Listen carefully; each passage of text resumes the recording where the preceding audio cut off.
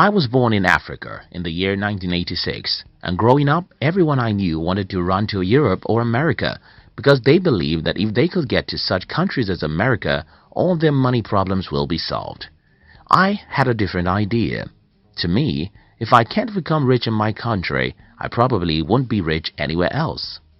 Don't get me wrong, traveling to another country isn't a bad thing, but you see, even in the richest countries of the world, most people are still poor. There are some reasons for that, and that's what I'm going to be discussing in today's video. If you're new here, consider subscribing so you won't miss other interesting videos like this. Education with financial education. When I was a teenager, I became very clear about things that are very important to me. For me, the rank goes like this: spirituality, great marriage, enough money. But when I grew up and after spending nearly 2 decades in school, I discovered that school was not designed to teach me anything about any of the things that are important to me. I understand schools shouldn't teach religion because it's controversial. I understand schools shouldn't teach marriage because not everyone in the world agrees that marriage should look like or whether marriage makes sense in the first place. But tell me, why doesn't school teach everyone about money? I mean, if you said we shouldn't teach children about Jesus because there are a million religions in the world, that's a good argument. If you say that we shouldn't teach about marriage because what people believe about marriage is diverse, then you have some points. But what about money? That we all want to have, regardless of our faith, culture, or country. The number one reason why most people, even in the rich countries, are poor is that no school teaches you about money anywhere in the world, and it's very simple. If you don't have financial education, you'll be poor, regardless of where you live on the planet Earth. Money and your mind. According to Career Builder, a leading job site, even in America, the arguably richest country on our planet, 78% of the people live on paycheck to paycheck, while many have an unbelievable amount of debt.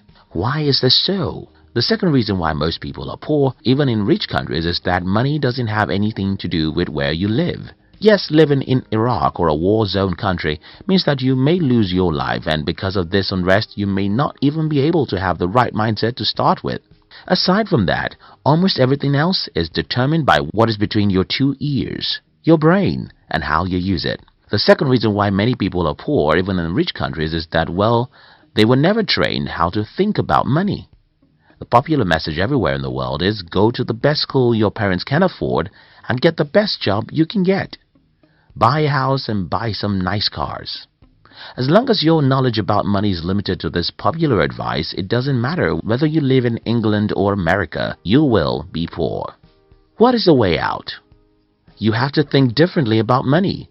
You have to stop associating college degrees with wealth. While it is good to go to a university, though I don't have any degree, your university experience can only be relevant after school. If you do something else other than reading academic books. Yes, if my child decides to go to the university, I'll advise him or her to do as much relating and leading as reading and attending classes, but this is a subject for another video. If your master plan for money is to get a good job, the problem with that is that making money is just half of what you need to become rich. Multiplying money is far more difficult than making it. The rich world and rich liabilities. One of my favorite channels on YouTube is Dave Ramsey's channel. When you listen to Ramsey's show, you'll have reason to cry for the world. I mean, in the world I belong to as an entrepreneur, you don't buy things except you have money to buy it. In my world, you don't buy a car that's more expensive than your 1-month income, except the car has a way of making you money.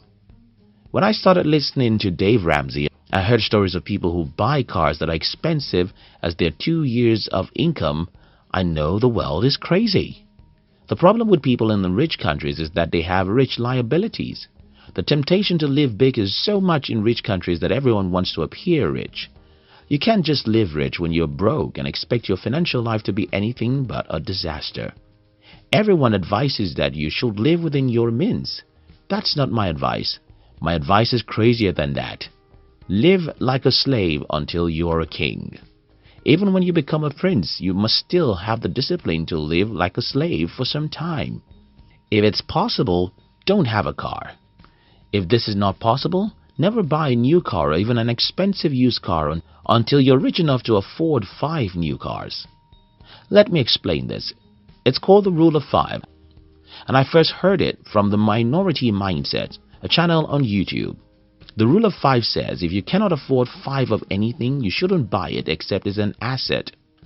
Student loan and easy access to credit. In America and many other rich countries, you can get whatever your eye desires. At age 17, you can get thousands or even hundreds of loans to take you through college.